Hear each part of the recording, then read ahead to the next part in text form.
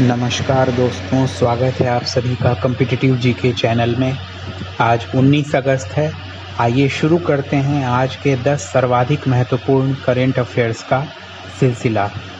ये current affairs के 10 questions हर प्रकार के कॉम्पिटिटिव एग्जाम्स के दृष्टिकोण से बनाए गए हैं, जिसमें हर एक प्रश्न इम्पॉर्टेंट है, इसलिए हर एक प्रश्न पर आप विशेष ध्यान देंगे। आज का हमारा पहला प्रश्न, with which country INS Kochi will participate in the 4-day maritime partnership exercise? 4 दिवसीय समुद्री साझेदारी अभ्यास में INS कोची किस देश के साथ भाग लेगा? तो इसका राइट आंसर होगा बहरीन के साथ भाग लेगा। कौन सा युद्धपोत? तो INS कोची। कितने दिन चलेगा? 4-day मैरीटाइम पार्टनरशिप एक्सरसाइज में। आज का दूसरा क्वेश्चन है हमारा, India in collaboration with which institution would be rolling out the Unite Aware platform, which is a situational awareness software program that allows a peacekeeping operations center to visualize and analyze the ground situation in a conflict zone on a real-time basis.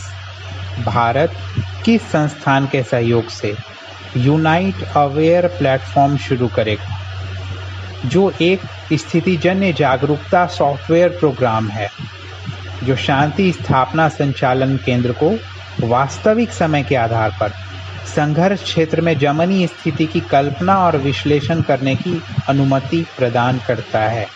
तो इसका right answer होगा UN, United nation, संयुक्त राष्ट्र के साथ मिलकर ये platform शुरू करेगा। कौन सा? यूनाइट अवेयर प्लेटफॉर्म, जो एक सॉफ्टवेयर प्रोग्राम है। तो ये पीस कीपिंग ऑपरेशंस जो संचालित हो रहे हैं विभिन्न देशों में यूएन के द्वारा, जिसमें भारत की भी अच्छी खासी भागीदारी है, तो वो सॉफ्टवेयर के द्वारा जो पीस कीपिंग ऑपरेशन सेंटर हैं एनालाइज कर सकेंगे, विजुलाइज कर सकेंगे कि जो ग्राउंड सिचुएशन है कन्फ्लिक्ट जोन की, वहाँ रियल टाइम बेसिस पर सारी इंफॉर्मेशन एनालाइज कर सकें, विजुलाइज कर सकें। अगले प्रश्न की ओर बढ़ते हैं। What percentage of installed electricity capacity the country has pledged that will come from non-fossil fuel by 2030? देश ने स्थापित बिजली क्षमता का कितना प्रतिशत 2030 तक गैर जीवाश्म ईंधन से प्राप्त करने का वादा किया है? तो इसका राइट आंसर होगा 40%। फोर्थ क्वेश्चन की ओर बढ़ते हैं। How much percent of power generation capacity has been transitioned to non fossil fuel till date? अब तक कितने प्रतिशत बिजली उत्पादन क्षमता को गैर जीवाश्म ईंधन में परिवर्तित किया गया है? तो इसका राइट आंसर होगा 38.5%।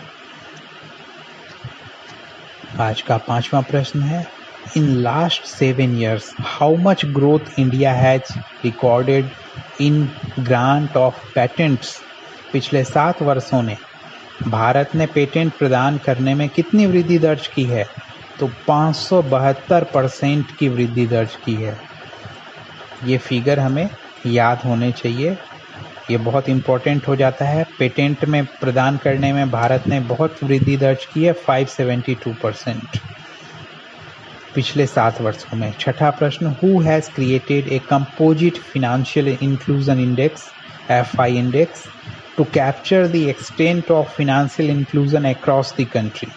देश भर में वित्तीय समावेशन की सीमा को जानने के लिए एक समग्र वित्तीय समावेशन सूचकांक FI सूचकांक किसने बनाया है, किसने तैयार किया है? तो इसका राइट आंसर होगा RBI, भारतीय रिजर्व बैंक ने ये तैयार किया है देश भर में वित्तीय समावेशन की सीमा को जानने के लिए। आज का 7वां प्रश्न है, where is the 2021 edition of the world athletics under 20 championship scheduled to be held?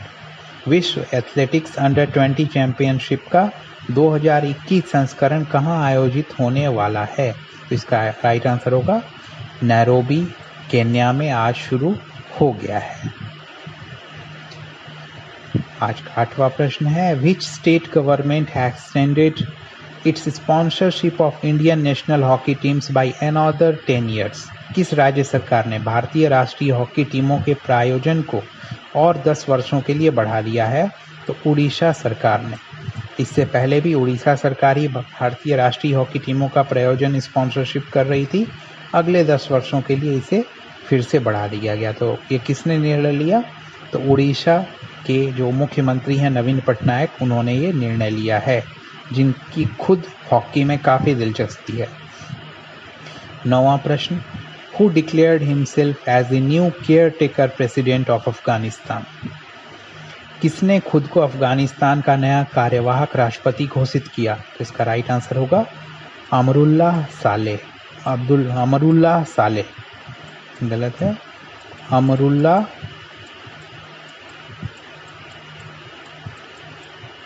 Saleh.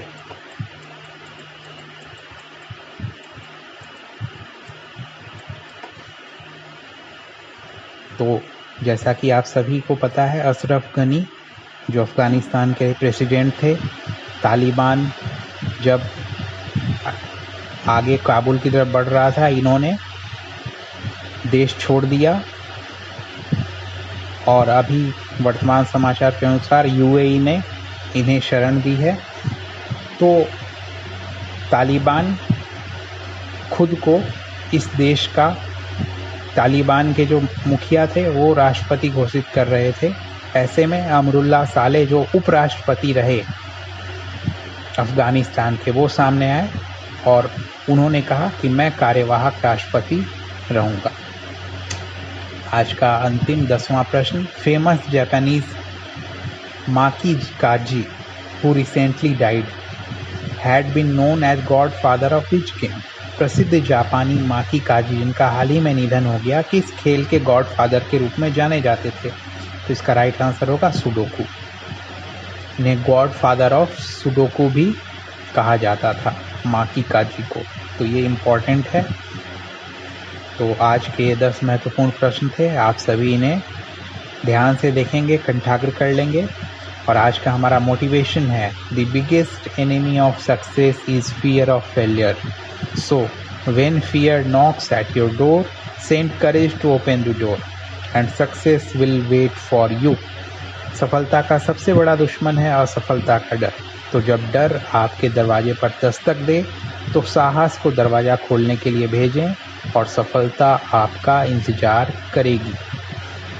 हम सफलता की ओर आगे बढ़ते हैं तो हमारे मन में सबसे पहला ये प्रश्न आता है, कहीं असफल हो गया तो मेरे से ये होगा या नहीं होगा, लोग क्या कहेंगे?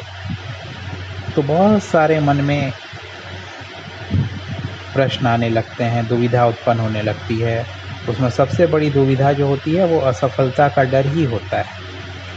लेकिन इस डर से मुक्ति पाने के लिए जो हमारा इस डर को मुक्ति दिलाने के लिए सबसे महत्वपूर्ण है वो है साहस। हम उस समय संकल्प लें और कहते हैं जैसे डर के आगे जीत है। तो जैसे संकल्प आए डर का, जैसे विचार आए डर का, तो हम साहस के विचार अपने मन में क्रिएट करें। तो जैसे साहस के विचार मन में लाएंगे तो हमारे मन में जो भय है वो निकल जाएगा और इस तरह बार बार करते करते साहस के विचार आपके मन में भय का नामो निशान धीरे धीरे खत्म होता जाएगा, असफलता के भय का, और सक्सेस के नज़दीक आप आते जाएंगे। बहुत बहुत धन्यवाद दोस्तों, फिर कल मिलते हैं आपसे। नमस्कार।